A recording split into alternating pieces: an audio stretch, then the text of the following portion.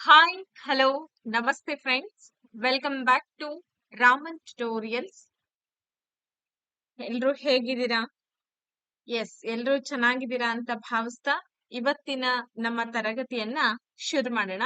So ಇವತ್ತಿನ ತರಗತಿಯಲ್ಲಿ ನಿಮ್ಗೆ ಗೊತ್ತಿರೋ ಹಾಗೆ ತುಂಬಾ ಮುಖ್ಯವಾದಂತಹ ಒಂದು ಪ್ರಶ್ನೆ ಪತ್ರಿಕೆಯನ್ನ ಬಿಡಿಸ್ತಾ ಇದ್ದೀನಿ. ಸೊ ಜಿಪಿಟಿ ನೇಮಕಾತಿಗೆ ಸಂಬಂಧಪಟ್ಟಂತೆ 2019ರ ಒಂದು ಪ್ರಶ್ನೆ ಪತ್ರಿಕೆ ಇದಾಗಿರುತ್ತೆ.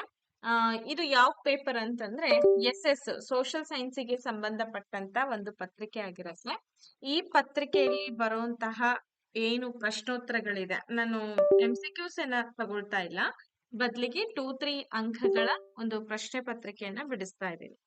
ಎಸ್, ಹಾಗಾದ್ರೆ ಶುರು ಮಾಡೋಣ ಇವತ್ತಿನ ತರಗತಿಯನ್ನ. ನೋಡಿ, ನಿಮಗೆ ಜಿಪಿಟಿ ಎಕ್ಸಾಮ್ಸ್ ಅಲ್ಲಿ ಏನ್ ಮಾಡ್ತಾರೆ ಅಂತಂದ್ರೆ ಸುಮಾರು ಒಂದು 400 ಅಂಕಗಳಿಗೆ ಸೋಷಿಯಲ್ ಸೈನ್ಸ್ ವಿದ್ಯಾರ್ಥಿಗಳಿಗೆ ಕೇಳ್ತಾರೆ. ಆ 400 ಅಂಕಗಳಲ್ಲಿ 150 ಅಂಕಗಳು ಏನಾಗಿರುತ್ತೆ, ನಿಮ್ಮ ಸಮಾಜ ವಿಜ್ಞಾನ ಪ್ರಶ್ನೆ ಪತ್ರಿಕೆ ಇರುತ್ತೆ. ಇನ್ನ 150 ಅಂಕಗಳು ಜಿಕೆ ಪತ್ರಿಕೆ ಇರುತ್ತೆ. ಸೊ ಜಿಕೆ ಅಂತಂದ್ರೆ ಅದರಲ್ಲಿ ಎಲ್ಲಾ ಇನ್ಕ್ಲೂಡೆಡ್ ಇರುತ್ತೆ. ಓಕೆ, ಅದಾದ್ಮೇಲೆ ಥರ್ಡ್ ಪೇಪರ್ ಕನ್ನಡ ಇರುತ್ತೆ 100 ಮಾರ್ಕ್ಸ್ಗೆ. ಇದಿಷ್ಟು ಇವತ್ತಿನ ಕತೆ.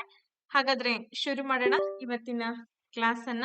ಇದು 2ನೇ ತಾರೀಕು 6ನೇ ತಿಂಗಳು 2019ನೇ ಇಸ್ವಿಯಲ್ಲಿ HK ರೀಸನ್ ಅಲ್ಲಿ ಕೇಳಿರೋಂತ ಒಂದು ಪ್ರಶ್ನೆ ಪತ್ರಿಕೆ ಆಗಿದೆ. ಕರೆಕ್ಟ್ ಆಗಿ ಎಲ್ಲರೂ ಅಬ್ಸರ್ವೇಷನ್ ಮಾಡಿದ್ರೆ ನಿಮಗೆ ಗೊತ್ತಾಗುತ್ತೆ ಪ್ರಶ್ನೆಗಳು ಹೇಗ್ ಬರುತ್ತೆ ಅಂತ. ಇನ್ನ ಸುಮಾರು ಜನ ಕೇಳ್ತಿರ್ತೀರಾ, ಮೇಡಮ್ ಇದು ಪ್ಯಾಟರ್ನ್ ಚೇಂಜ್ ಆಗುತ್ತಾ? ಯಾವ ಕಾರಣಕ್ಕೂ ಚೇಂಜ್ ಆಗಲ್ಲ ಜಿಪಿಟಿ ಎಕ್ಸಾಮ್ಸ್. ಅರ್ಥ ಆಯ್ತಾ? ಸುಮ್ನೆ ತಲೆಯಲ್ಲಿ ಬಿಸಿ ಮಾಡ್ಕೊಂಡು ಇರೋದನ್ನ ಕೂಡ, ತಲೆಯಲ್ಲಿ ಇರೋಂತ ವಿಚಾರಗಳನ್ನ ಕೂಡ ಮರೆತು ಹೋಗೋ ಪ್ರಯತ್ನ ಮಾಡ್ಬೇಡಿ ಅಂತ ಹೇಳ್ತಾ ಶುರು ಮಾಡೋಣ. ಮೊಟ್ಟ ಮೊದಲನೇ ಪ್ರಶ್ನೆ 2 ಅಂಕದ ಪ್ರಶ್ನೆ ಆಗಿರುತ್ತೆ.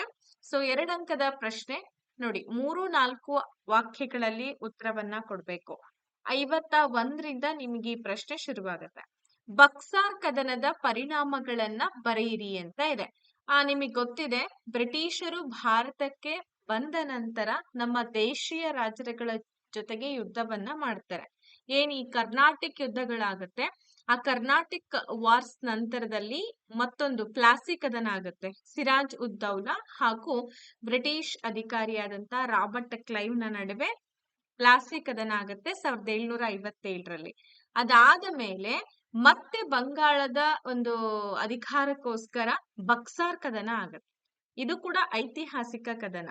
ನಿಮ್ಗೆ ಎಕ್ಸಾಮ್ ನಲ್ಲಿ 1 ವರ್ಷ ಪ್ಲಾಸಿ ಕದನದ ಬಗ್ಗೆ ಕೇಳಿದರೆ, ಇನ್ನೊಂದು ವರ್ಷ ಬಕ್ಸಾರ್ ಕದನದ ಬಗ್ಗೆನೂ ಕೂಡ ಕೇಳಿದ್ದಾರೆ. ಓಕೆ, ಬಕ್ಸಾರ್ ಕದನದ ಪರಿಣಾಮಗಳು ಏನಾಯ್ತು, ಕದನ ಮುಗಿದ ನಂತರ ಅದರ ಇಂಪ್ಯಾಕ್ಟ್ಸ್ ಏನೇನಾಯ್ತು ಅಂತ ಕೇಳ್ತಿದ್ದಾರೆ. ನೋಡಿ, ಈಸ್ಟ್ ಇಂಡಿಯಾ ಕಂಪನಿ ಏನಿತ್ತು, ಆ ಈಸ್ಟ್ ಇಂಡಿಯಾ ಕಂಪನಿಗೆ ಬಂಗಾಳದ ಮೇಲಿನ ದಿವಾನಿ ಹಕ್ಕು, ನೋಡಿ ಆ ದಿವಾನಿ ಹಕ್ಕನ್ನ ಸಂಪೂರ್ಣವಾಗಿ 2ನೇ ಶಾ ಆಲಂ ನೀಡ್ಬಿಡ್ತಾನೆ. ಸೊ ಅವನು ವಾರ್ಷಿಕವಾಗಿ 26 ಲಕ್ಷ ರೂಪಾಯಿಗಳನ್ನ ಪಡೆದುಕೊಂಡು ಬಂಗಾಳದ ಮೇಲೆ, ಪಶ್ಚಿಮ ಬಂಗಾಳದ ಮೇಲೆ ತನ್ನ ಹಿಡಿತ ಏನಿತ್ತು, ತನ್ನ ಹಕ್ಕೇನಿತ್ತು, ಅದನ್ನ ಸಂಪೂರ್ಣ ಬ್ರಿಟಿಷರಿಗೆ ಬಿಟ್ಕೊಡ್ತಾನೆ. ಹಾಗೆ ಔಧ್ನ ನವಾಬನಾದಂತ ಶುಜ್ ಉದ್ ದೌಲಾ ಕಂಪನಿಗೆ ಯುದ್ಧ ನಷ್ಟ ಪರಿಹಾರವಾಗಿ 50 ಲಕ್ಷ ರೂಪಾಯಿಗಳನ್ನ ಕೊಡ್ಬೇಕಾಗತ್ತೆ. ನಿಮಗೆ ಗೊತ್ತಿದೆ, 2ನೇ ಶಾ ಆಲಮು, ಶುಜ್ ಉದ್ ದೌಲಾ ಇವರೆಲ್ಲರೂ ಕೂಡ ಒಂದು ಒಕ್ಕೂಟವನ್ನ ಮಾಡ್ಕೊಳ್ತಾರೆ. ಒಕ್ಕೂಟವನ್ನ ಮಾಡ್ಕೊಂಡು ಬ್ರಿಟಿಷರ ವಿರುದ್ಧ ಹೋರಾಟವನ್ನ ಮಾಡ್ತಾರೆ. ಆದ್ರೆ ಇಲ್ಲಿ ಬ್ರಿಟಿಷರೇ ಗೆಲ್ಲುವಂಥದ್ದು. ಸೊ ಹಾಗೆ ಬಕ್ಸರ್ ಕದನ ಏನಿದೆ, ಬ್ರಿಟಿಷರು ಬಂಗಾಳ, ಬಿಹಾರ, ಒರಿಸ್ಸಾ, ಸೊ ಈ 3 ಪ್ರಾಂತ್ಯಗಳ ನಿಜವಾದ ಒಡೆಯರು ಅಂತ ಹೇಳಿ ಒಂದು ದೃಢೀಕರಣ ಮಾಡ್ಕೊಟ್ಟಂಗಾಗತ್ತೆ. ಔದ್ ಕೂಡ, ಔದ್ ಯಾಕೆ ಅಂತಂದ್ರೆ ಅಲ್ಲಿ ಆಳ್ವಿಕೆ ಮಾಡ್ತಾ ಇದ್ದಂತ ಶುಜುದ್ ದೌಲಾ ಆಲ್ರೆಡಿ ಕಂಪನಿಗೆ ಯುದ್ಧ ನಷ್ಟ ಪರಿಹಾರ ಕೊಡ್ತಾ ಇದ್ದಾನೆ ಅಂತಂದಾಗ ಔದ್ ನಗರನು ಕೂಡ ಸಂಪೂರ್ಣವಾಗಿ ಬ್ರಿಟಿಷರ ಅಧೀನದಲ್ಲಿ ಉಳ್ಕೊಂಡ್ಬಿಡುತ್ತೆ. ಅರ್ಥ ಆಯ್ತಲ್ವಾ? ಮೇಡಮ್ ಇಷ್ಟು ಬರ್ದ್ರೆ ಸಾಕಾ ಅಂದ್ರೆ ಆಬ್ವಿಯಸ್ಲಿ ಸಾಕು. ನೀವ್ ಇಲ್ಲೊಂದು ಇನ್ನೊಂದು ಪಾಯಿಂಟ್ ಸೇರಿಸ್ತೀರಾ ಅಂತಂದ್ರೆ 1764ರಲ್ಲಿ ಈ ಬಕ್ಸರ್ ಕದನ ಆಯ್ತು ಅನ್ನೋದನ್ನ ಬರೀರಿ. ಯಾರ್ಯಾರ ನಡುವೆ ಆಯ್ತು ಅನ್ನೋದನ್ನ ಒಂದು ಪಾಯಿಂಟ್ ಅಲ್ಲಿ ಬರೀರಿ. ಬರ್ದ್ಮೇಲೆ ಇದಿಷ್ಟು ಬರ್ದ್ರಿ ಅಂದ್ರೆ ಆರಾಮಾಗಿ ನಿಮಗೆ 2 ಅಂಕ ಸಿಕ್ಕೇ ಸಿಗತ್ತೆ. ಅರ್ಥ ಆಯ್ತಲ್ಲ ನಾನು ಹೇಳ್ತಾ ಇರೋದು? ಸೊ ಹಾಗೇನೆ ನಿಮ್ಗೆ ಏನಾದ್ರೂ ಹೊಸದಾಗಿ ಆನ್ಲೈನ್ ಬ್ಯಾಚಸ್ಗಳು ಬೇಕು ಅನ್ನೋದಾದ್ರೆ, ಸೊ ನೀವೇನ್ ಮಾಡ್ಬೋದು ಅಂತಂದ್ರೆ 8217670405 ನಂಬರ್ ಅನ್ನ ಕಾಂಟ್ಯಾಕ್ಟ್ ಮಾಡಿ. ಹೊಸದಾಗಿ ಬ್ಯಾಚಸ್ ಗಳನ್ನ ಶುರು ಮಾಡ್ತಾ ಇದೀವಿ. ಆಸಕ್ತಿ ಇರುವಂತ ವಿದ್ಯಾರ್ಥಿಗಳು ಏನ್ ಮಾಡ್ಬೋದು, ನಮ್ಮ ಬ್ಯಾಚ್ ಅನ್ನ ನೀವು ಜಾಯಿನ್ ಆಗ್ಬೋದು. ಯಾರಿಗೆ ಆಸಕ್ತಿ ಇದೆ ಅವರಿಗೆ ಇದೇ ಮೇ ತಿಂಗಳು 10ನೇ ತಾರೀಕಿನಿಂದ ತರಗತಿಗಳನ್ನ ಶುರು ಮಾಡ್ತಾ ಇದೀವಿ. ಸರಿನಾ? ಓಕೆ, ಮುಂದಿನ ಪ್ರಶ್ನೆಗೆ ಹೋಗೋಣ ಈಗ. ಓಕೆ, ಮುಂದಿನ ಪ್ರಶ್ನೆ ಬಂದು ಹೀಗಿದೆ. ಬ್ರಿಟಿಷ್ ಅಧಿಕಾರ ವಿಸ್ತರಣೆಗೆ ದತ್ತು ಮಕ್ಕಳಿಗೆ ಹಕ್ಕಿಲ್ಲ ಅನ್ನೋ ನೀತಿ ಹೇಗೆ ಸಹಕಾರಿ ಆಯಿತು? ನೋಡಿ, ಡಾಕ್ಟ್ರಿನ್ ಆಫ್ ಲ್ಯಾಪ್ಸ್ ಅಂತ ಹೇಳಿ ಒಂದು ಲಾರ್ಡ್ ಡಾಲ್ ಹೌಸಿ ಏನ್ ಮಾಡ್ತಾನೆ, ಒಂದು ಪಾಲಿಸಿಯನ್ನ ಜಾರಿಗೊಳಿಸ್ತಾನೆ. ಈ ಪಾಲಿಸಿ ಅನ್ವಯ ಬ್ರಿಟಿಷರು ತಮ್ಮ ಒಂದು ಸಾಮ್ರಾಜ್ಯ ಎಕ್ಸ್ಪ್ಯಾಂಡ್ ಮಾಡೋದಕ್ಕೆ ಒಂದು ಅನುಕೂಲ ಆಗುತ್ತೆ. ಹೇಗ್ ಸಹಕಾರಿ ಆಗ್ತಾ ಹೋಯ್ತು ಅನ್ನೋದ್ರ ಬಗ್ಗೆ ಕೇಳಿದ್ದಾರೆ. ನಾನು ಆಕ್ಚುಲಿ ನಿಮ್ಗೆ ಪಾಯಿಂಟ್ ಔಟ್ ಮಾಡಿನೇ ಕೊಟ್ಟಿದ್ದೀನಿ ಇದನ್ನ. ಸೊ ನೀವಿನ್ನೂ ಕೂಡ ಇದನ್ನ ನೀಟಾಗಿ ಪಾಯಿಂಟ್ ಮಾಡ್ಕೊಂಡು ಎಕ್ಸಾಮ್ ನಲ್ಲಿ ನೀಟಾಗಿ ಅದನ್ನ ತೋರಿಸ್ತೀರಾ ಅಂತಂದ್ರೆ ಡೆಫಿನೆಟ್ಲಿ ನೀವು ಆ ರೀತಿನೂ ಕೂಡ ಮಾಡ್ಬೋದು. ನೋಡಿ, ಏನಾಗುತ್ತೆ, ಭಾರತದ ಎಲ್ಲಾ ದೇಶೀಯ ಸಂಸ್ಥಾನಗಳನ್ನ ಬ್ರಿಟಿಷ್ ಸಾಮ್ರಾಜ್ಯದಲ್ಲಿ ಡಾಲ್ ಹೌಸಿ ದತ್ತು ಮಕ್ಕಳಿಗೆ ಹಕ್ಕಿಲ್ಲ ಅನ್ನೋ ನೀತಿಯನ್ನ ಲಾರ್ಡ್ ಡಾಲ್ ಹೌಸಿ ಜಾರಿಗೆ ತರ್ತಾನೆ. ಅಂದ್ರೆ ಎಲ್ಲ ದೇಶೀಯ ಸಂಸ್ಥಾನಗಳನ್ನ ಬ್ರಿಟಿಷ್ ಸಾಮ್ರಾಜ್ಯದಲ್ಲಿ ಇನ್ವಾಲ್ವ್ ಮಾಡ್ಬೇಕು ಅನ್ನೋ ಒಂದು ಉದ್ದೇಶದಿಂದ ಡಾಲ್ ಹೌಸಿ ಏನ್ ಮಾಡ್ತಾನೆ, ಈ ಡಾಕ್ಟ್ರಿನ್ ಆಫ್ ಲ್ಯಾಪ್ಸ್ ಅನ್ನೋ ಒಂದು ನೀತಿಯನ್ನ ಜಾರಿಗೆ ತರ್ತಾನೆ.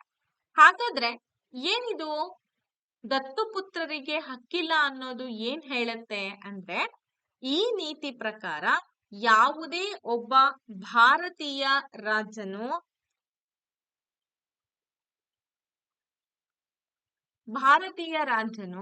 ಮಕ್ಕಳಿಲ್ದಂಗೆನೆ ಅವನು ಸತ್ತೋದ ಅಂತಂದ್ರೆ ಅವನು ದತ್ತು ತೆಗೆದಂತಹ ಪುತ್ರನಿಗೆ ಯಾವುದೇ ರೀತಿಯಾದಂತ ಉತ್ತರಾಧಿಕಾರ ಇರೋದಿಲ್ಲ. ಸೊ ಅಂತ ಸಾಮ್ರಾಜ್ಯಗಳನ್ನ ಏನ್ ಮಾಡ್ತಾ ಇದ್ರು, ಬ್ರಿಟಿಷ್ ಸಾಮ್ರಾಜ್ಯದಲ್ಲಿ ವಿಲೀನಗೊಳಿಸುವಂತ ನೀತಿ ಇದು. ಸೊ ಅದನ್ನೇ ದತ್ತು ಪುತ್ರರಿಗೆ ಹಕ್ಕಿಲ್ಲ ಅನ್ನೋ ನೀತಿ ಅಂತ ಹೇಳ್ತೀವಿ. ಅರ್ಥ ಆಯ್ತಲ್ಲ? ಇದು the most important and most expected question ಅಂತಾನು ಕೂಡ ಇದ್ ನಾವು ಕರಿತೀವಿ. ಈ ನೀತಿಗೆ ಒಳಪಟ್ಟಂತ ರಾಜ್ಯಗಳಲ್ಲಿ ಸತಾರಾ, ಜೈಪುರ್, ಸಂಬಲ್ಪುರ್, ಉದಯ್ಪುರ್, ಝಾನ್ಸಿ, ನಾಗ್ಪುರ್ ಹೀಗೆ ಬಹಳಷ್ಟು ರಾಜ್ಯಗಳೇನಾಗ್ತಾ ಹೋಗುತ್ತೆ, ವಿಲೀನ ಆಗ್ತಾ ಹೋದ್ವು. ಅವ್ರು ಅದನ್ನ ವಶಪಡಿಸ್ಕೊಂಡ್ರು. ಅದೇ ತರನೇ ರಾಜ್ಯರಿಗೆ ಮಕ್ಕಳಿಲ್ದೆ ಇರೋದನ್ನ ಮೊದ್ಲೇ ಅರ್ತಿದ್ದಂತ ಡಾಲ್ ಹೌಸಿ ಏನ್ ಮಾಡ್ತಾನೆ, ಈ ನೀತಿಯನ್ನ ಜಾರಿಗೆ ತರೋದ್ರ ಮೂಲಕ ಇದೊಂದು ಸಾಮ್ರಾಜ್ಯ ವಿಸ್ತರಣೆಗೆ ರಾಜಕೀಯ ಅಸ್ತ್ರವನ್ನಾಗಿ ಬಳಕೆ ಮಾಡ್ಕೊಳ್ತಾ ಹೋಗ್ತಾನೆ. ಹೀಗೆ ಎಲ್ಲಾ ಪ್ರಾಂತ್ಯಗಳನ್ನ ಕೂಡ ವಶಕ್ಕೆ ಪಡ್ಕೊಳ್ತಾ ಹೋಗ್ತಾನೆ. ಯಾರು? ಡಾಲ್ ಹೌಸಿ. ಇದು ನೋಡಿ, ಎಷ್ಟೇ ವರ್ಷಗಳಾದ್ರೂ ಕೂಡ ಇತಿಹಾಸ ಬದಲಾಗಲ್ಲ. ನೋಡಿ, ಬಹಳ ಜನ ಹೇಳ್ತಾರೆ ಹೊಸ ಸಿಲೆಬಸ್ ಅಂತ ಹೇಳಿ. ಹೊಸ ಸಿಲೆಬಸ್ ಹೌದು, ನೀವ್ ಹೇಳ್ತೀರಾ. ಅದ್ರಲ್ಲಿ ಮೈನರ್ ಪಾಯಿಂಟ್ಸ್ ಗಳು ಬದಲಾಗಿರ್ಬೋದು ಹೊರತಾಗಿ ಮೇಜರ್ ಪಾಯಿಂಟ್ಸ್ ಗಳನ್ನ ಬದಲಾವಣೆ ಮಾಡಕ್ ಆಗಲ್ಲ. ಒಂದು ಸಲ ನೀವು ಇತಿಹಾಸವನ್ನ ಚೆನ್ನಾಗಿ ಓದ್ಕೊಂಡು ಅರ್ಥ ಮಾಡ್ಕೊಂಡ್ರಿ ಅಂತಂದ್ರೆ ಅದಕ್ ಸರಿ ಸಾಟಿನೇ ಇಲ್ಲ. ನೀವ್ ಎಷ್ಟು ವರ್ಷಗಳಾದ್ರೂ ಅದನ್ನ ನೆನ್ಪಿಟ್ಕೊಳ್ಬಹುದು. ಅದು ಬದಲಾವಣೆ ಆಗ್ತಾ ಇರಲ್ಲ. ಕನ್ನಡ ವಿಷಯಗಳ ತರ ಅಲ್ಲ, ಕನ್ನಡ ಲಿಟ್ರೇಚರ್ ಕೂಡ ಆಗಲ್ಲ. ಆದ್ರೆ ಕನ್ನಡ ವಿಷಯಾಂಶಗಳನ್ನ ಏನ್ ಓದ್ತೀವಿ ಆ ತರ ಅಲ್ಲ ಇದು. ಅರ್ಥ ಆಯ್ತಿದೆಲ್ಲ ನಾನು ಹೇಳ್ತಾ ಇರೋದು? ಹಾಗೇನೆ ಆನ್ಲೈನ್ ಬ್ಯಾಚಸ್ ಗಳನ್ನ ಮೇ 10ನೇ ತಾರೀಕಿನಿಂದ ಹೊಸ ಬ್ಯಾಚಸ್ ಗಳನ್ನ ಶುರು ಮಾಡ್ತಾ ಇದೀವಿ. ಯಾರಿಗೆಲ್ಲ ಕ್ಲಾಸಸ್ ನ ತಗೊಳ್ಬೇಕು ಅನ್ನೋ ಆಸಕ್ತಿ ಇದೆ, ಬಹಳ ಬೇಗ ನೋಡಿ, ಇನ್ನ 4ರಿಂದ 5 ತಿಂಗಳಲ್ಲಿ ನೋಟಿಫಿಕೇಶನ್ ಆಗುತ್ತೆ. 100% ಎಲ್ಲ ಆ 4ರಿಂದ 5 ತಿಂಗಳಲ್ಲಿ ಎಲ್ಲ ಮುಗಿಸ್ಬೇಕು ಅಂತಾನೂ ಕೂಡ ಪ್ಲಾನ್ ಇದೆ. ಯಾವಾಗ ನೋಟಿಫಿಕೇಶನ್ ಆಗುತ್ತೆ ಅಂತ ನಾವ್ ಎಕ್ಸ್ಪೆಕ್ಟ್ ಕೂಡ ಮಾಡಕ್ಕಾಗಲ್ಲ. ಹಾಗಾಗಿ ಬೇಗ ಪ್ರಿಪರೇಷನ್ ಮಾಡ್ಕೊಳ್ಳಿ. ಅಗತ್ಯ ಇರುವಂತ ವಿದ್ಯಾರ್ಥಿಗಳು ನಂಬರ್ ನೋಟ್ ಮಾಡ್ಕೊಂಡು ತರಗತಿಗಳನ್ನ ತೆಗೆದುಕೊಳ್ಬಹುದು. 82176704 ಹಾಗೆ 05 ನಂಬರ್ನ ಕಾಂಟ್ಯಾಕ್ಟ್ ಮಾಡಿ.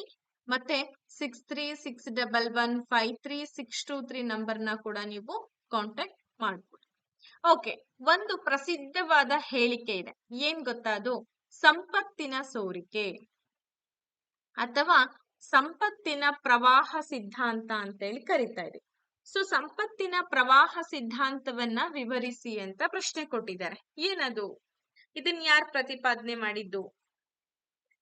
ಈ ಸಂಪತ್ತಿನ ಸೋರಿಕೆ ಸಿದ್ಧಾಂತವನ್ನ ದಾದಾಬಾಯಿ ನವರೋಜಿ ಅವರು the grand old man of India ಅಂತ ಹೇಳಿ ನಾವು ಅವರನ್ನ ಕರಿತಾ ಇದೀವಿ. ಸೊ ಅವ್ರು ಏನ್ ಮಾಡ್ತಾರೆ ಅಂತಂದ್ರೆ ಈ ಸಂಪತ್ತಿನ ಸೋರಿಕೆ ಸಿದ್ಧಾಂತವನ್ನ ವಿವರಿಸ್ತಾ ಹೋಗ್ತಾರೆ. ಭಾರತದ ಸಂಪತ್ತು ಯಾವ ರೀತಿಯಲ್ಲಿ ಇಂಗ್ಲೆಂಡ್ಗೆ ಸೋರ್ ಹೋಗ್ತಾ ಇದೆ ಅನ್ನೋದ್ರ ಬಗ್ಗೆ ಅಂಕಿ ಅಂಶಗಳನ್ನ ನಮಗೆ ಕೊಡುವಂತ ಕೆಲಸವನ್ನ ಕೂಡ ದಾದಾಬಾಯಿ ನವರೋಜಿ ಅವ್ರು ಮಾಡ್ತಾರೆ. ನಿಮಗೆ ಗೊತ್ತೇ ಇದೆ, ಎಷ್ಟೋ ನಮ್ಮಲ್ಲಿ ಉತ್ಪಾದನೆ ಆಗುವಂತಹ ಪ್ರೊಡಕ್ಷನ್ ಇರುವಂತ ವಸ್ತುಗಳನ್ನ, ಕಚ್ಚಾ ವಸ್ತುಗಳನ್ನ ಬ್ರಿಟಿಷರು ಬಳಕೆ ಮಾಡ್ಕೊಂಡು ತಮ್ಮ ದೇಶಗಳಲ್ಲಿ ಅದನ್ನ ಸಿದ್ಧ ವಸ್ತುಗಳನ್ನಾಗಿ ತಯಾರಿ ಮಾಡ್ಕೊಂಡು ಇಲ್ಲಿ ಬಂದ್ ಮಾರಾಟ ಮಾಡಿದರಿದ್ದಾರೆ. ಅಂದ್ರೆ ಇದರಿಂದ ಎಷ್ಟು ಲಾಸ್ ಆಗ್ತಾ ಇದೆ ಅದು ನಮ್ಗೆ ಯಾರಿಗೂ ಗೊತ್ತಾಗ್ತಿಲ್ಲ. ನಮ್ ಸಂಪತ್ತೆಲ್ಲ ಇಂಗ್ಲೆಂಡಿಗೆ ಸರಾಗವಾಗಿ ಸೋರ್ ಹೋಗ್ತಾ ಇದೆ ಅನ್ನೋದು ಇವರ ಸಿದ್ಧಾಂತ. ಸೊ ಆಮದನ್ನ ಹೆಚ್ಚಿಸ್ಬಿಟ್ಟು ರಫ್ತನ್ನ ಕಡಿಮೆ ಮಾಡಿದ್ರಿಂದ ಪ್ರತಿಕೂಲ ಸಂದಾಯ ಉಂಟಾಗಿ ದೇಶದ ಸಂಪತ್ತೇನಾಗ್ತಾ ಇದೆ, ಇಂಗ್ಲೆಂಡಿಗೆ ಹರಿಯೋದಕ್ಕೆ ಕಾರಣ ಆಗ್ಬಿಡತ್ತೆ. ನೋಡಿ, ರಫ್ತಿಲ್ಲ, ನೋಡಿ ಆಮದನ್ನ ಹೆಚ್ಚು ಮಾಡಿದ್ರು, ರಫ್ತನ್ನ ಕಡಿಮೆ ಮಾಡಿದ್ರು. ನಮ್ ಕಡೆ ದೇಶಿ ಉತ್ಪನ್ನಗಳನ್ನ ಒಯ್ಯೋದ್ ಕಡಿಮೆ ಮಾಡ್ತಾರೆ, ಅಲ್ಲಿಂದ ತರದ್ ಜಾಸ್ತಿ ಮಾಡ್ಬಿಡ್ತಾರೆ. ಸೊ ಇದರಿಂದ ಆಟೋಮೆಟಿಕ್ ಆಗಿ ಏನಾಗುತ್ತೆ, ನಮ್ ಸಂಪತ್ತು ನಮ್ಮಲ್ಲೇ ಉಳ್ಕೊಳ್ಳುತ್ತೆ ಮತ್ ಫ್ರೀ ಆಗಿ ಹರಿದೋಗ್ತಾ ಇದೆ. ಸೊ ಬ್ರಿಟಿಷ್ ಅಧಿಕಾರಿಗಳಿಗೆ ನೀಡ್ತಾ ಇದ್ದಂತ ವೇತನ, ನಿವೃತ್ತಿ ವೇತನ, ಆಡಳಿತಾತ್ಮಕ ವೆಚ್ಚವನ್ನ ಭಾರತವೇ ಭರಿಸ್ಬೇಕಾಗಿತ್ತು. ಸರ್ವೇ ಸಾಮಾನ್ಯ ನಿಮಗೆ ಇನ್ನೊಂದು ಪದ್ಧತಿ ಬರುತ್ತೆ, ಯಾವ್ದದು ಸಹಾಯಕ ಸೈನ್ಯ ಪದ್ಧತಿ ಅಂತ. ಈ ಸಹಾಯಕ ಸೈನ್ಯ ಪದ್ಧತಿ ಅನ್ವಯ ಏನಪ್ಪಾ ಅಂದ್ರೆ ಬ್ರಿಟಿಷ್ ಸೈನ್ಯವನ್ನ ನೋಡ್ಕೊಳ್ಳುವಂತ ಸಂಪೂರ್ಣವಾದ ಜವಾಬ್ದಾರಿ ಆಯಾ ಸಾಮ್ರಾಜ್ಯದ ರಾಜರಿಗೆ ಒತ್ತುವರಿಯಾಗಿತ್ತು ಅಲ್ವಾ. ನೀವ್ ಅದನ್ನ ನೋಡಿದೀರಾ, ತಿಳ್ಕೊಂಡಿದೀರಾ, ಅರ್ಥ ಮಾಡ್ಕೊಂಡಿದೀರಾ. ಹಿಂಗಿದ ಮೇಲೆ ನಮ್ ಸಂಪತ್ತು ಈಸಿಯಾಗಿ ಬ್ರಿಟನ್ನಿಗೆ ಹರಿದೋಗ್ತಾ ಇತ್ತು. ಸೊ ಇದನ್ನೇ ದಾದಾಬಾಯಿ ನವರೋಜಿ ಅವ್ರು ಏನ್ ಹೇಳ್ತಾರೆ, ಸಂಪತ್ತಿನ ಪ್ರವಾಹ ಸಿದ್ಧಾಂತ ಅಂತ ಕರೆದ್ರು. ಎಷ್ಟು ಸಿಂಪಲ್ ಆಗಿದೆ ನೋಡಿ. ನಾವು ವಿಷಯಗಳನ್ನ ಕಥೆಗಳ ರೂಪದಲ್ಲಿ ಅರ್ಥ ಮಾಡ್ಕೊಳ್ಳಿ. ಯಾವಾಗ್ಲೂ ಇತಿಹಾಸನೇ ಒಂದು ಕಥನ ರೂಪ. ಅದನ್ನ ಕತೆ ರೂಪದಲ್ಲಿ ಅರ್ಥ ಮಾಡ್ಕೊಂಡ್ರೆ ಬೇಗ ಈಸಿಯಾಗಿ ಆನ್ಸರ್ ಮಾಡ್ಬಿಡ್ಬೋದು ನಾವು. ನೋಡಿ, ಆನ್ಲೈನ್ ನ್ಯೂ ಬ್ಯಾಚಸ್ ಗಳನ್ನ ಯಾರಾದ್ರೂ ಜಾಯಿನ್ ಆಗ್ತೀರಾ ಅಂದ್ರೆ ಬೇಗ ಜಾಯಿನ್ ಆಗಿ. ಟೈಮ್ ಇಲ್ಲ, ನೋ ಟೈಮ್ ಟು ಟೀಚ್ ಅಂತಾನೆ ಹೇಳ್ಬೋದು. ನೀವು ಕೂಡ ಸ್ಟಡಿ ಮಾಡೋದಕ್ಕೆ ಲಿಮಿಟೆಡ್ ಟೈಮ್ ಇದೆ. ಹಾಗಾಗಿ ಯಾರೆಲ್ಲ ಕ್ಲಾಸಸ್ಗಳನ್ನ ತಗೊಳ್ಬೇಕು ಅಂತ ಹೇಳ್ತಿರೋ ಆದಷ್ಟು ಬೇಗ ಈ ನಂಬರ್ನ ಕಾಂಟ್ಯಾಕ್ಟ್ ಮಾಡಿ. ಹಾಗೆ 6361153623 ನಂಬರ್ ಎಲ್ಲಾ ಕ್ಲಾಸಸ್ ನಮ್ಮಲ್ಲಿ ಅವೈಲಬಿಲಿಟಿ ಇರುತ್ತೆ. GPSTR, HSTR, PSTR, TET classes ಕೂಡ ಅವೈಲಬಿಲಿಟಿ ಇರುತ್ತೆ. ಬೇಗ ಜಾಯಿನ್ ಆದ್ರೆ ಅಂದ್ರೆ ಓದ್ಕೊಳ್ಳೋದಕ್ಕೂ ಕೂಡ ಟೈಮ್ ನಿಮಗೆ ಸಿಗತ್ತೆ. ಸರಿ, ಓಕೆ. ಈಗ ಮುಂದಿನ ಪ್ರಶ್ನೆಗೆ ಹೋಗೋಣ. ಪುರಂದರ ದಾಸರು ಭಕ್ತಿಯನ್ನ ಕುರಿತು ಪ್ರಸ್ತಾವನೆ ಮಾಡಿರುವಂತ ಅಂಶಗಳನ್ನ ವಿವರಿಸಿ. ಒಂದ್ಸಲ ಕನಕದಾಸರ ಬಗ್ಗೆ ಕೇಳಿದ್ದಾರೆ, ಇನ್ನೊಂದ್ಸಲ ಪುರಂದರ ದಾಸರ ಬಗ್ಗೆ ಕೇಳ್ತಾರೆ. ದಾಸ ಸಾಹಿತ್ಯ ಅದರಲ್ಲಿ ಭಕ್ತಿ ಮೂಮೆಂಟ್ ಅಂತ ಏನ್ ಬರುತ್ತೆ, ಸೊ ಆ ಸಂದರ್ಭದಲ್ಲಿ ನಿಮಗೆ ಈ ತರ ಪ್ರಶ್ನೆಗಳು ಬಂದೇ ಬರುತ್ತೆ. ಓಕೆ, ಪುರಂದರ ದಾಸರು ವೈಷ್ಣವ ಭಕ್ತಿ, ಪಾರಮ್ಯ, ಪ್ರಪತ್ತಿಯ ಜೊತೆಗೆ ಸಾಮಾಜಿಕ ಕಳಕಳಿ, ಢಾಂಬಿಕ ಭಕ್ತಿಯ ವಿಡಂಬನೆ, ಜೀವನ ತತ್ವಗಳ ಬಗ್ಗೆ ತಿಳಿಸ್ಕೊಡ್ತಾರೆ. ಹೌದಾ, ಇದು ಒಂದು ಪಾಯಿಂಟ್ ಆಯ್ತು ನಿಮ್ಗೆ. 2 ಅಂಕಕ್ಕೆ ಎಷ್ಟು ಬರಿಬೇಕು ಅನ್ನೋದನ್ನ ತಿಳಿಸ್ಕೊಡ್ತಾ ಇದ್ದೀನಿ. ಅಂಡ್ ನಿಮ್ ಹ್ಯಾಂಡ್ ರೈಟಿಂಗ್ ತುಂಬಾ ಇಂಪಾರ್ಟೆಂಟ್ ರೋಲ್ ಅನ್ನ ಪ್ಲೇ ಮಾಡ್ತಾ ಹೋಗುತ್ತೆ.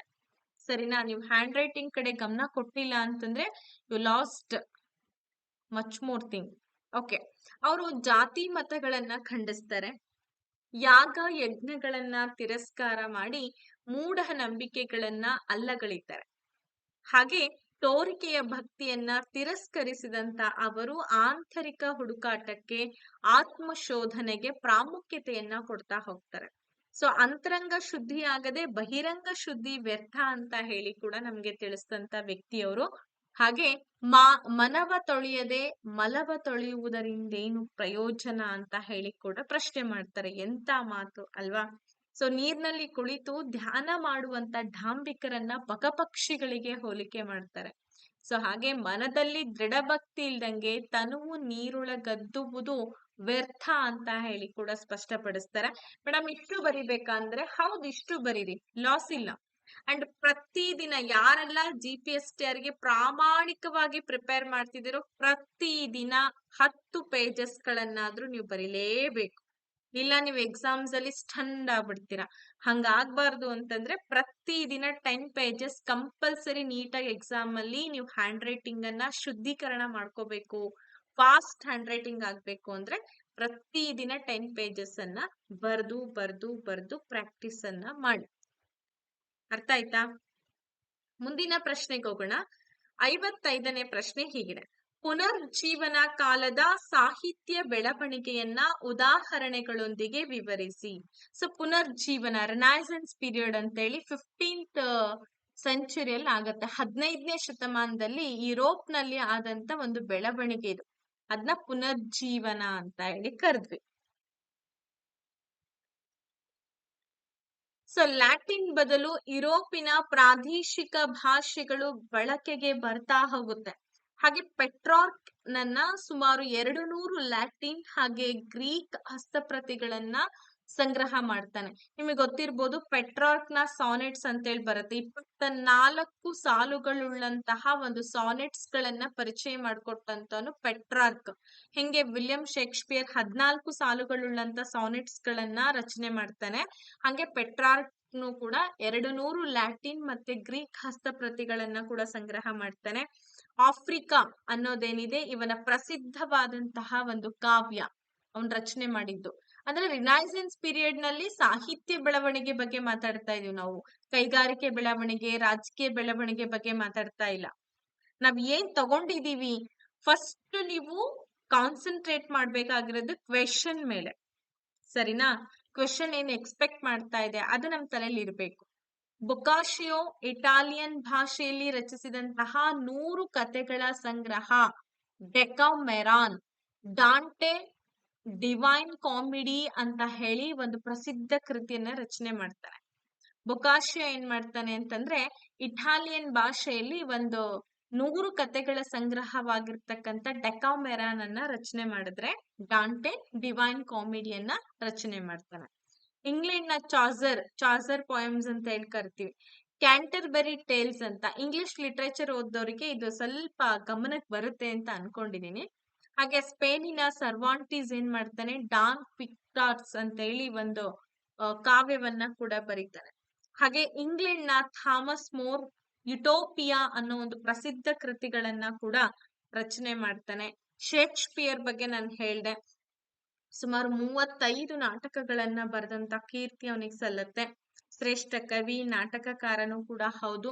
ದುಃಖಾಂತ ಸುಖಾಂತ ನೋಡಿ, ಟ್ರಾಜಿಕ್ ಕಾಮಿಡಿ ಇದಾವೆ, ಸೊ ಕಾಮಿಡಿ ಒಂದು ಡ್ರಾಮಾಸ್ ಇದಾವೆ, ಮತ್ತೆ ಈ ತರ ಅವನ್ ರಚನೆ ಮಾಡಿರುವಂತ ನಾಟಕಗಳು.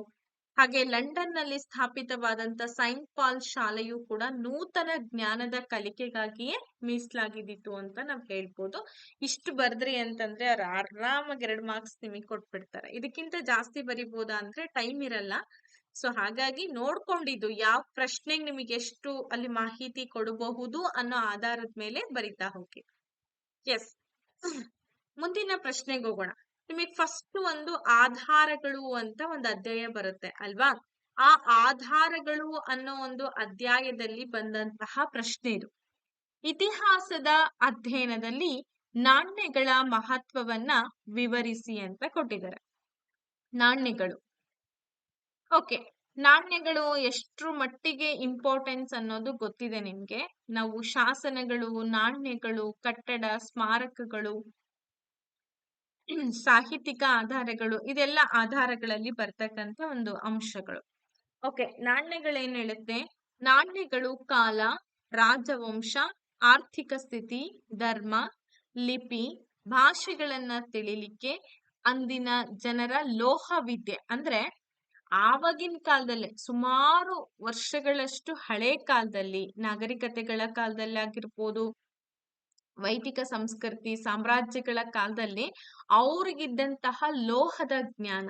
ಸೊ ಇವಾಗೆಲ್ಲ ಟೆಕ್ನಾಲಜೀಸ್ ಹೈಲಿ ಇಂಪ್ರೂವ್ಡ್ ಇದೆ, ಬಟ್ ದಟ್ಸ್ ನಾಟ್ ಮ್ಯಾಟರ್. ಹಳೆ ಕಾಲದಲ್ಲಿ ಯಾವ ರೀತಿ ಅವರಿಗೆ ಲೋಹ ವಿದ್ಯೆ ಗೊತ್ತಿತ್ತು, ಕಲಾ ಕೌಶಲ್ಯ ಹೇಗಿತ್ತು, ಬಿರುದುಗಳ ಬಗ್ಗೆ, ವ್ಯಾಪಾರ ಸಂಬಂಧಗಳ ಬಗ್ಗೆ, ರಾಜ್ಯದ ಮೇರೆಗಳ ಬಗ್ಗೆನೂ ಕೂಡ ಇಲ್ಲಿ ಮಾಹಿತಿಯನ್ನ ಕೊಡ್ತಾ ಇದ್ರು. ಫಾರ್ ಎಕ್ಸಾಂಪಲ್, ಈಗ ಸಮುದ್ರಗುಪ್ತ ಒಬ್ಬ ಸಂಗೀತ ಪ್ರಿಯ ಅಂತ ನಮಗೆ ಹೆಂಗಾಗುತ್ತೆ ಗೊತ್ತಾ?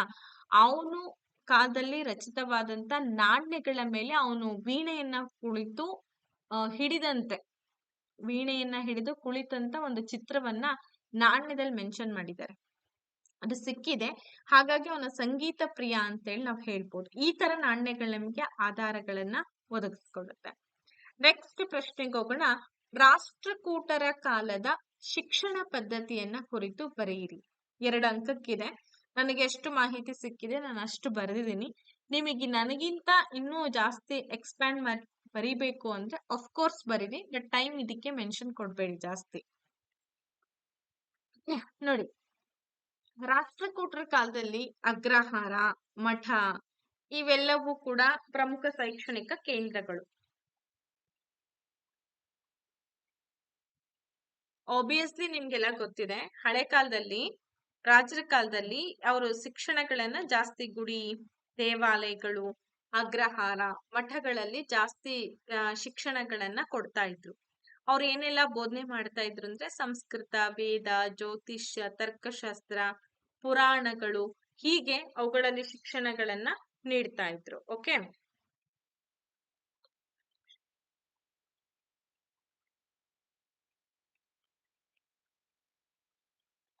ಅದಲ್ದಂಗೆನೆ ಬಿಜಾಪುರ ಜಿಲ್ಲೆಯ ಇಂಡಿ ತಾಲೂಕಿನ ಸಾಲೋಟಗಿ ಅಂತ ಒಂದು ಗ್ರಾಮ ಇದೆ.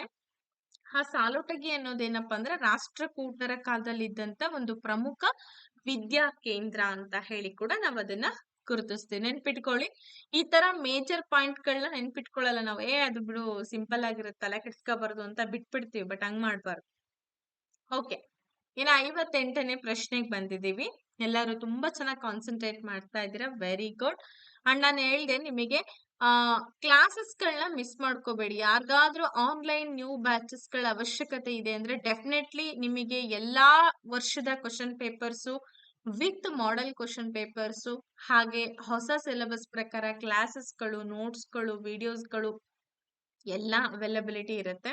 ಸೊ ಆದಷ್ಟು ಬೇಗ ಫಟಾಫಟ್ ಜಾಯಿನ್ ಆಗಿ. ಟೈಮ್ ಇಲ್ಲ, ಮುಂದೆ ನೀವು ಕೊಡಿ ಅಂದ್ರೆ ನಾವು ಕೊಡಲ್ಲ, ಅರ್ಥ ಮಾಡ್ಕೊಳ್ಳಿ. ಟೈಮ್ ಇಲ್ಲ ಅಲ್ವಾ, ನೀವು ಓದ್ಕೊಳ್ಳೋದಕ್ಕೂ ಆಗಲ್ಲ. ಹಾಗಾಗಿ 6361153623 ನಂಬರ್ನ ನೀವು ನೇರವಾಗಿ ಕಾಂಟ್ಯಾಕ್ಟ್ ಮಾಡಿದ್ರಿ ಅಂದ್ರೆ ಕಂಪ್ಲೀಟ್ ಡೀಟೇಲ್ಸ್ ಎಲ್ಲ ಗೊತ್ತಾಗುತ್ತೆ. ಹಾಗೆ ಇಲ್ಲಿ ಕೂಡ ನಂಬರ್ ಇದೆ, ನೋಟ್ ಮಾಡ್ಕೊಳ್ಳಿ.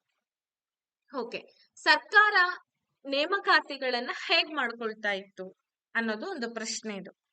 ಎಸ್, ನೋಡೋಣ. ಲೆಟ್ಸ್ ಸಿ ಹೇಗ್ ಮಾಡ್ಕೊಳ್ತಾ ಇತ್ತು. ನೋಡಿ, ಸಾರ್ವಜನಿಕದ ಆಡಳಿತದ ಯಶಸ್ವಿ ಪರಿಣಾಮಕಾರಿ ಸಿಬ್ಬಂದಿ, ಇದಕ್ಕೆ ಅಧಿಕಾರಿಗಳು ಅವಶ್ಯಕವಾಗಿ ಬೇಕಾಗಿತ್ತು. ಸೊ ಹಾಗಾದ್ರೆ ಇಂತಹ ಅಧಿಕಾರಿಗಳನ್ನ ಅಥವಾ ಸಿಬ್ಬಂದಿಗಳನ್ನ ಹೇಗೆ ಇಲ್ಲಿ ನೇಮಕ ಮಾಡ್ಕೊಳ್ತಾ ಇದ್ರು ಅಂದ್ರೆ ಒಂದು ಸಿಸ್ಟಮೆಟಿಕ್ ವೇನಲ್ಲಿ, ಒಂದು ಕ್ರಾನಲಾಜಿಕಲ್ ಆರ್ಡರ್ ನಲ್ಲಿ ಆಯ್ಕೆಯನ್ನ ಮಾಡ್ಕೋಬೇಕಾಗತ್ತೆ. ಹಲವಾರು ಪ್ರಕ್ರಿಯೆಗಳಿತ್ತು. ಮೊದಲನೇದಾಗಿ ನೇರ ನೇಮಕಾತಿ. ಸೊ ನೇರ ನೇಮಕಾತಿ ಅಂತಂದ್ರೆ ಇದು ತುಂಬಾ ಜನಪ್ರಿಯವಾಗಿರ್ತಕ್ಕಂಥ ವಿಧಾನ. ಯಾಕಂದ್ರೆ ಸರ್ವೇ ಸಾಮಾನ್ಯ ಈಗ್ಲೂ ಕೂಡ ನಾವ್ ಅದನ್ನ ರೂಢಿಸ್ಕೊಂಡಿದೀವಿ.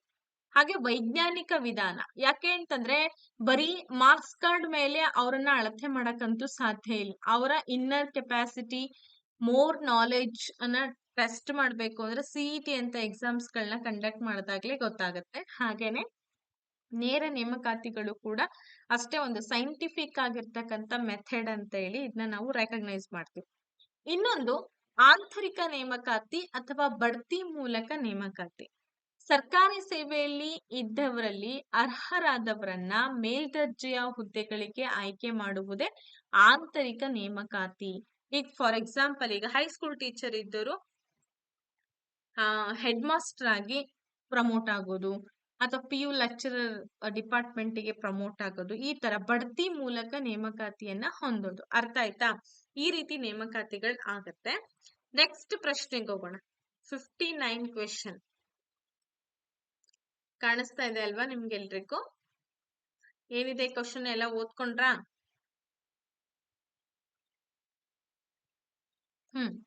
ಜಿಲ್ಲಾ ನ್ಯಾಯಾಲಯದ ಅಧೀನದಲ್ಲಿರುವಂತಹ ನ್ಯಾಯಾಲಯಗಳು ಯಾವ್ಯಾವು?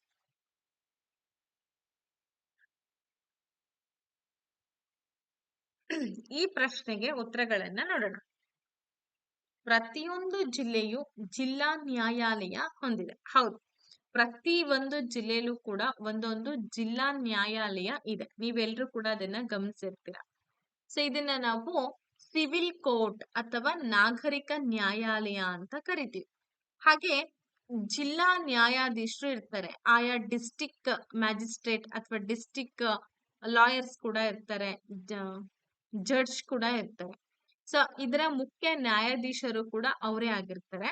ಸೊ ಜಿಲ್ಲಾ ನ್ಯಾಯಾಲಯದ ಅಧೀನದಲ್ಲಿರುವಂತಹ ನ್ಯಾಯಾಲಯಗಳು ಯಾವ್ಯಾವು ಅಂತಂದಾಗ ಪ್ರಶ್ನೆ ಅದು. ನಾನಿಲ್ಲಿ ಒಂದು 2 ಅಂಶಗಳನ್ನ ಜಾಸ್ತಿ ತಗೊಂಡಿದ್ದೀನಿ ಅಷ್ಟೇ. ಅಧೀನ ನ್ಯಾಯಾಧೀಶರ ನ್ಯಾಯಾಲಯ, ಎರಡನೇದು ಹೆಚ್ಚುವರಿ ಅಧೀನ ನ್ಯಾಯಾಧೀಶರ ನ್ಯಾಯಾಲಯ, ಹಾಗೆ ಮುನ್ಸಿಪಲ್ ನ್ಯಾಯಾಲಯ, ಹೆಚ್ಚುವರಿ ಮುನ್ಸಿಫ್ ನ್ಯಾಯಾಲಯ ಅಂತ ಇದೆ. ಸೊ ಇವು ಎಲ್ಲವೂ ಕೂಡ ಜಿಲ್ಲಾ ನ್ಯಾಯಾಲಯದ ಅಂಡರ್ ಅಲ್ಲಿ ಬರುವಂತಹ ನ್ಯಾಯಾಲಯಗಳು. ಸರಿನಾ? ಜಿಲ್ಲೆ ನ್ಯಾಯಾಲಯದಲ್ಲಿ ನ್ಯಾಯ ಸಿಕ್ಕಿಲ್ಲ ಅಂದ್ರೆ ಹೈಕೋರ್ಟ್, ಅದಾದ್ಮೇಲೆ ಸುಪ್ರೀಂ ಕೋರ್ಟ್, ಈ ರೀತಿ ಹೋಗ್ತಾರೆ. ನೆಕ್ಸ್ಟ್ ಕ್ವಶನ್ಗೆ ಹೋಗೋಣ. ನೆಕ್ಸ್ಟ್ ಕ್ವಶನ್, ಇತ್ತೀಚಿನ ದಿನಗಳಲ್ಲಿ ಚೀನಾದೊಂದಿಗೆ ಭಾರತದ ಬಾಂಧವ್ಯದ ಬಗ್ಗೆ ತಿಳಿಸಿ ಅಂತ ಕೇಳಿದ್ದಾರೆ. ಇದು ನೋಡಿ ಕರೆಂಟ್ ಇವೆಂಟ್ ಅಂತಾನೆ ಹೇಳ್ಬೋದು. ಈ ತರ ಕೊಟ್ರೆ ಏನ್ ಮಾಡ್ಬೇಕು ಮೇಡಮ್? ಇವಾಗೆಲ್ಲ ವಾರ್ ಬಗ್ಗೆ ಕೊಡ್ಬೋದು. ಏನು ಮಾಡಕ್ಕಾಗಲ್ಲ, ಎಲ್ಲ ಓದ್ಕೋಬೇಕಷ್ಟೇ, ನೀಟಾಗಿ ತಿಳ್ಕೊಳ್ಬೇಕು ಮಾಹಿತಿ. ಯಾಕಂದ್ರೆ ಬುಕ್ಗಳಲ್ಲೆಲ್ಲ ಹೊಸದಾಗಿ ಏನ್ ಸೇರ್ಪಡೆ ಮಾಡಲ್ಲ. ನೀವು ಪ್ರಚಲಿತ ವಿದ್ಯಮಾನಗಳನ್ನ ಒಂಚೂರು ಅಬ್ಸರ್ವೇಷನ್ ಮಾಡ್ತಾ ಹೋಗ್ರಿ. ಎಲ್ಲೆಲ್ಲಿ ಏನೇನ್ ಆಗ್ತಾ ಇದೆ, ಪ್ರಪಂಚದಲ್ಲಿ ಎಲ್ಲೆಲ್ಲಿ ಯುದ್ಧ ಆಗ್ತಾ ಇದೆ ನೋಡ್ಕೋಬೇಕು, ತಿಳ್ಕೊಳ್ಬೇಕು, ಅರ್ಥ ಮಾಡ್ಕೋಬೇಕು. ಓಕೆ, ಹಾಗಾದ್ರೆ ಚೀನಾದ ಜೊತೆಗೆ ಭಾರತದ ಬಾಂಧವ್ಯ ಹೇಗಿದೆ? ಭಾರತದ ಧೋರಣೆ ವಿರುದ್ಧ ಚೀನಾ ಟಿಬೆಟ್ ಅನ್ನ ವಶಪಡಿಸ್ಕೊಳ್ಳುತ್ತೆ. ಹೌದಾ? ವಿರೋಧ ಇದ್ರೂ ಕೂಡ ಚೀನಾ ಏನ್ ಮಾಡುತ್ತೆ? ಟಿಬೆಟ್ ಅನ್ನ ವಶಪಡಿಸ್ಕೊಳ್ತು. ಸೊ 1962ರಲ್ಲಿ ಏನಾಯ್ತಪ್ಪ ಅಂದ್ರೆ ಚೀನಾ ಭಾರತವನ್ನ ಆಕ್ರಮಣ ಮಾಡುತ್ತೆ, ಅಂದ್ರೆ ಯುದ್ಧ ಮಾಡುತ್ತೆ. ಸೊ ಯುದ್ಧದಲ್ಲಿ ಭಾರತವನ್ನ ಸೋಲ್ಸುತ್ತೆ. ನಮ್ಮ ರಾಜ್ಯಗಳಲ್ಲಿ ಒಂದಾದ ಅರುಣಾಚಲ ಪ್ರದೇಶವು ಕೂಡ ತಂದು ಅಂತ ಹೇಳಿ ಇವತ್ತಿಗೂ ಚೀನಾ ಅಲ್ಲಿ ಕಾರ್ಯಾಚರಣೆಯನ್ನ ಮಾಡ್ತಾ ಇರುತ್ತೆ. ಆಬ್ವಿಯಸ್ಲಿ ನಿಮಗೆ ಗೊತ್ತಿದೆ, ಚೀನಾ ಸುಮ್ನೆ ಕುತ್ಕೊಳ್ಳೋ ಅಂತ ರಾಷ್ಟ್ರನೇ ಅಲ್ಲ. ಹಾಗಾಗ ಅರುಣಾಚಲ ಪ್ರದೇಶದಲ್ಲಿ ಒಂದಷ್ಟು ಕಾರ್ಯಾಚರಣೆಗಳಾಗ್ತಾ ಇರುತ್ತೆ. ಸೊ ಈ ವಿಷಯ ಎರಡೂ ರಾಷ್ಟ್ರಗಳ ಸಂಬಂಧಕ್ಕೆ ಧಕ್ಕೆ ತರುತ್ತೆ ಅಲ್ವಾ? ನಾವು ಸುಮ್ನೆ ಕುತ್ಕೋತೀವಿ ಅಂದ್ರೆ ಅವ್ರು ಸುಮ್ನೆ ಕುತ್ಕೊಳಕ್ ಬಿಡಲ್ಲ. ಗಡಿಯಲ್ಲಿ ಮಾವೋವಾದಿಗಳು ಭಾರತದಲ್ಲಿ ನಕ್ಸಲ್ ವಾದವನ್ನ ಪಸರಣೆ ಮಾಡೋದ್ರಿಂದ ಈ ಎರಡೂ ರಾಷ್ಟ್ರಗಳ ನಡುವೆ ಸ್ವಲ್ಪ ಮನಸ್ತಾಪ ಇದೆ, ಈಗ್ಲೂ ಕೂಡ ಇದೆ. ಬಟ್ ಒಂದ್ ಸ್ವಲ್ಪ ಬೂದಿ ಮುಚ್ಚಿದ ಕೆಂಡ ಅಂತ ಏನ್ ಕರಿತೀವಿ ಆ ರೀತಿ. ಸೊ ಭಾರತ ಮತ್ತೆ ಚೀನಾದ ಮಧ್ಯೆ ಇರುವಂತಹ ಗಡಿ ಅಂತಿಮವಾಗಿ ನಿರ್ಣಯ ಆಗಿಲ್ಲ. ಅಣ್ವಸ್ತ್ರಗಳ ತಯಾರಿ, ವಿದೇಶಿ ವ್ಯಾಪಾರದ ಸವಾಲು, ಗಡಿಯಲ್ಲಿ ಮಿಲಿಟರಿ ಪಡೆಗಳ ಅತಿಕ್ರಮಣ, ಸೊ ಇವೆಲ್ಲವೂ ಕೂಡ ಏನಪ್ಪಾ ಅಂತಂದ್ರೆ ಚೈನಾದ ಬಗೆಗೆ ಭಾರತದ ನೀತಿಯ ಮೇಲೆ ಹೆಚ್ಚಾಗಿ ಪರಿಣಾಮವನ್ನ ಬೀರ್ತಾ ಹೋಗುತ್ತೆ. ಸೊ ಇದಿಷ್ಟು ನಿಮಗೆ ಸಂಪೂರ್ಣವಾಗಿ ಒಂದು 10 ಕ್ವೆಶನ್ಸ್ ಗಳನ್ನ ವಿವರಣಾತ್ಮಕವಾದಂತಹ ಪ್ರಶ್ನೆ ಉತ್ತರಗಳನ್ನ ನಿಮಗೆ ತಿಳಿಸ್ಕೊಟ್ಟಿದ್ದೀನಿ. ಈ ರೀತಿ ನಿಮ್ಗೊಂದ್ ರೀತಿ ಮಾಡೆಲ್ ಇದ್ದ ಹಾಗೆ ಅಷ್ಟು ಬಿಡಿಸ್ಕೊಡ್ತೀನಿ. ಅಷ್ಟು ಬಿಡಿಸ್ತೆ ಅಂತಂದ್ರೆ ನಿಮ್ಗೊಂದು ಐಡಿಯಾ ಕೂಡ ಬರ್ತಾ ಹೋಗುತ್ತೆ. ನೆಕ್ಸ್ಟ್ ತರಗತಿಯಲ್ಲಿ ಇದನ್ನ ಮುಂದುವರಿಸ್ತೇನೆ. ಹಾಗೆ ನಾನು ಹೇಳಿದ್ನಲ್ಲ, ಮೇ 10ರಿಂದ 10th ಇಂದ ಹೊಸ ಬ್ಯಾಚಸ್ ಅನ್ನ ಶುರು ಮಾಡ್ತಾ ಇದ್ದೀವಿ. ನ್ಯೂ ಬ್ಯಾಚಸ್ ಸ್ಟಾರ್ಟ್ ಆಗ್ತಾ ಇದೆ. ಯಾರಿಗೆಲ್ಲ ಅಗತ್ಯ ಇದೆ ಬ್ಯಾಚಸ್ ಗಳನ್ನ ಜಾಯಿನ್ ಆಗಿ, ದಿ ಬೆಸ್ಟ್ ಕೋಚಿಂಗ್ ಪ್ಲಾಟ್ಫಾರ್ಮ್ ಅಂತಾನೆ ಹೇಳ್ಬೋದು. ಲಾಸ್ಟ್ ಟೈಮ್ 2022ರಲ್ಲಿ ಒಳ್ಳೆ ರಿಸಲ್ಟ್ ಅನ್ನು ಕೊಟ್ಟಂತಹ ಒಂದು ಇನ್ಸ್ಟಿಟ್ಯೂಷನ್ ನಿಮಗೆ ಗೊತ್ತೇ ಇದೆ. ನಿಮಗೆ ತುಂಬಾ ಚೆನ್ನಾಗಿ ಕಾಲ್ ಮಾಡಿ ಹೇಳ್ತಾರೆ, ನಮಗೆ ಅವ್ರು ರೆಫರ್ ಮಾಡಿದ್ರು, ಇವ್ರು ರೆಫರ್ ಮಾಡಿದ್ರು ಅಂತ. ನಮ್ಮಲ್ಲಿ ನಮ್ಗೆ ನಾವೇ ಬಿಲ್ಡಪ್ ಕೊಡೋದು ಸ್ವಲ್ಪ ಕಡಿಮೆ, ಬಿಕಾಸ್ ಅದ್ರಲ್ಲಿ ನಮಗೆ ನಂಬಿಕೆ ಇಲ್ಲ. ಹಾಗಾಗಿ ಜಾಸ್ತಿ ಬಿಲ್ಡಪ್ ಎಲ್ಲ ಕೊಡಲ್ಲ ನಾವು. ನಿಮಗೆ ಗೊತ್ತಾಗುತ್ತೆ, ನಿಮ್ಮ ಸ್ನೇಹಿತರಿಂದ ಅಥವಾ ನಿಮ್ಮ ಸೀನಿಯರ್ಸ್ ಜೂನಿಯರ್ಸ್ ಇಂದ ಗೊತ್ತಾಗುತ್ತೆ. ಹಾಗಾಗಿ ತುಂಬಾ ಬೆಸ್ಟ್ ಕ್ಲಾಸಸ್ಗಳನ್ನ ಮಾತ್ರ ನಾನು ಕೊಡಬಹುದು ಅನ್ನೋದನ್ನ ನಾನು ಶೋರ್ ಆಗಿ ನಿಮಗೆ ಹೇಳ್ತೀನಿ. ಸೊ ಎಲ್ಲಾ ವಿಷಯಗಳು ನಿಮ್ಗೆ ಅದು ಸಿಗುತ್ತೆ ಇದು ಸಿಗುತ್ತೆ ಅಂತಲ್ಲ, ಎಲ್ಲಾ ವಿಷಯಗಳು ಸಿಗುತ್ತೆ. ಯಾರಿಗೆ ಆಸಕ್ತಿ ಇದೆ ಬೇಗ ತಗೊಂಬಿಡಿ, ಟೈಮ್ ಇರಲ್ಲ ಆಮೇಲೆ ಓದ್ಕೊಳ್ಳೋದಕ್ಕೆ. 8217670405 ನಂಬರ್ನ ನೀವು ಕಾಂಟ್ಯಾಕ್ಟ್ ಮಾಡಿ. ಹಾಗೇನೆ 6361533623 ನಂಬರ್ ಕೂಡ ನೀವು ಕಾಂಟ್ಯಾಕ್ಟ್ ಮಾಡಬಹುದು. ಓಕೆ ಗಾಯ್ಸ್, ಹಾಗಾದ್ರೆ ಇವತ್ತಿನ ತರಗತಿಯನ್ನ ಇಲ್ಲಿಗೆ ನಾವು ಮುಗಿಸ್ತೀವಿ. ಪೇಡ್ ಕ್ಲಾಸ್ ಬಗ್ಗೆ ನಂಬರ್ಗಳನ್ನ ನೋಟ್ ಮಾಡ್ಕೊಳ್ರಿ. ಕಂಪ್ಲೀಟ್ ಡೀಟೇಲ್ಸ್ ಅನ್ನ ನಾನು ನಿಮಗೆ ತಿಳಿಸ್ತೀನಿ. ಯಾರಿಗೆ ಅಗತ್ಯ ಇದೆ ಅವ್ರು ನೀವು ನಮ್ಮನ್ನ ಕಾಂಟ್ಯಾಕ್ಟ್ ಮಾಡಬಹುದು. ಇಷ್ಟ ಹೇಳ್ತಾ ಇವತ್ತಿನ ತರಗತಿಯನ್ನ ಮುಗಿಸೋಣ. ಧನ್ಯವಾದಗಳು.